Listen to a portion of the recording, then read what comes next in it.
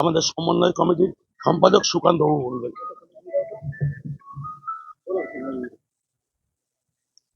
ঢাকা থাকে নাকি আমাদের বর্ধমানের অন্যতম পুজো সর্বমিলন সংঘ, সেই পুজো নিয়ে আপনার দীর্ঘদিন ধরে একটা সমস্যা সৃষ্টি হয়েছে। সেখানে তারা এবছরের তাদের যে থিম মাতা বৈষ্ণব দেবী তারা করেছেন, এবং এই আমরা জানি থিমকে সাহায্য করতে গিয়ে এইটাকে পাহাড়ের মতন যেটা থিম করার জন্য তারা সামান্য একটু পাহাড় করেছে।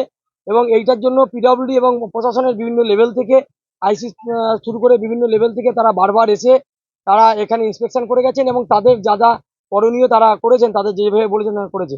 আমরা আশা করেছিলাম যে আজকে পঞ্চমী, আজকে হয়তো আমাদের পুজোর সেইভাবে সূচনা, আমরা আশা করেছিলাম যে আজকে পুজো অনুমতি পাবে, কিন্তু আমরা প্রশাসনের কাছে আজকেও গেছিলাম। কিছুক্ষণ আগে আমাদের একটা মিটিং ছিল, কার্নিভাল সংক্রান্ত মিটিং। সেই মিটিংয়েও আগে এই পুজো কমিটিকে নিয়ে মিটিং করা, এবং সেখানেও তারা জানিয়ে দিলেন যে এখানে কিছুতেই পুজো দর্শন মানুষ করতে পারবেন না। তারা সে দর্শন যাতে না করতে পারে তারা সেই অর্ডার দিচ্ছেন। তো আমরা বর্ধমান দুর্গাপুজো সমন্বয় সমিতির পক্ষ থেকে আমাদের সংগঠনের দাবি যে এইখানে এই পুজো যাতে মানুষ দেখতে পায়, তার জন্য প্রশাসনকে যাবতীয় ব্যবস্থা করতে হবে। তার জন্য যদি মনে হয় বেশি ফোর্স লাগবে, সেখানে পুলিশ তার ব্যবস্থা করবে। কিন্তু একটা পুজো কমিটি, আপনারা জানেন, একটা পুজো কমিটি এই যে পুজো শেষ হবে, শেষ হওয়ার পর থেকেই তারা শুরু করে দেয় আগামী বছর কি তারা পুজো করবে। তাদের বিভিন্ন দিনের, তাদের এত বছরের তাদের যে কষ্ট, তারা বিভিন্ন প্যান্ডেল করেছেন, এই পুজো কমিটির সদস্যরা তারা এইটার পিছনে সময় দিয়েছেন। আজকে একটা থিম যদি তারা মানুষের কাছে বন্ধ হয়ে যায়, এটা কিছুতেই কাম্য নয়।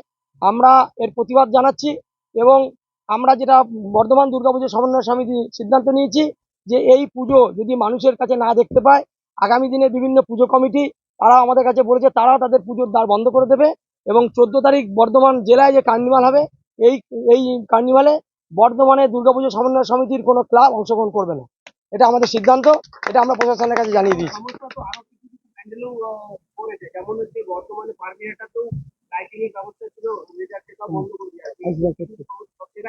দেখুন, যেটা আমরা চাই যে যেখানে আমরা প্রশাসনের বিরুদ্ধে কখনোই নয়, প্রশাসন যদি কোনো সিদ্ধান্ত নেয় সেটাকে আমাদের কাজই হচ্ছে প্রশাসনের সিদ্ধান্তকে সহযোগিতা করা।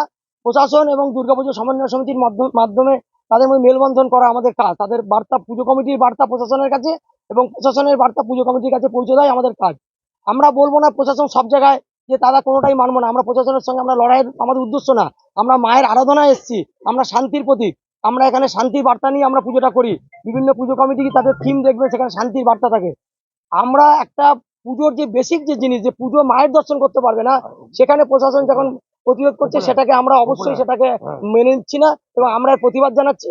এবং এর প্রতিবাদ হিসেবে আমরা কিন্তু কার্নিভাল এবছর 14 তারিখ যতক্ষণ না প্রশাসনের সিদ্ধান্ত প্রত্যাহার করবে, আমাদের আজকের যে মিটিং কার্নিভালে আমরা প্রত্যাহার করে বেরিয়ে এসেছি, এবং আমরা কার্নিভাল করবো না, এইটা আমরা প্রশাসনকে একদম সর্বত্রভাবে জানিয়ে দিয়েছি।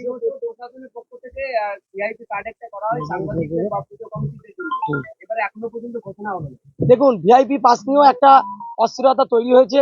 প্রতি বছরই একটা ভিআইপি পাস হয়, সেই ভিআইপি পাসটাকে আমরা মান্যতা দিই, যেহেতু জেলা প্রশাসন একটা জেলা পুলিশ প্রশাসন বললে সঠিক হবে। এবং বিগত কয়েক বছর ধরে জেলা বর্ধমান থানা থেকে সেই পাস করে, আমরা কিন্তু পুজো কমিটি সেই ভিআইপি পাসের মান্যতা দিই।